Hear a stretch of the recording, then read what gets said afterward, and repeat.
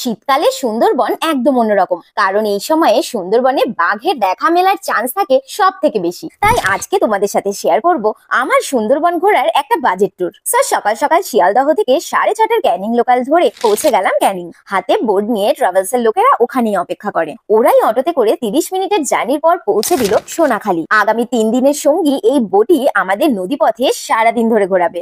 উঠেই পেলাম welcome drinks, তারপর হাতে গরমা গরম লুচি তরকারি, ডিম আর মিষ্টি নিয়ে রোদ পোহাতে পোহাতে বাঘ দেখার প্রহর গোনা শুরু। পৃথিবীর বৃহত্তম ম্যানগ্রোভ জঙ্গলে ঘেরা নদীর মাঝখান দিয়ে যাওয়ার এই অনুভূতি জাস্ট দারুণ ছিল। তারপরে আমোদি ফ্রাই খেতে খেতে পৌঁছে গেলাম আমাদের first sightseeing location Hamilton bungalow. সেখান থেকে হাঁটা পথে বেকন বাংলো। এখনো বাকি আছে জঙ্গল সাফারি, বন্য প্রাণীদের সঙ্গে দেখা করা, ঝুমুর নাচ থেকে শুরু করে আরো অনেক কিছু। তাহলে আমার সুন্দরবন সিরিজের পার্ট 2 নিয়ে তোমাদের সাথে দেখা হচ্ছে কাল ঠিক সকাল 11টায়।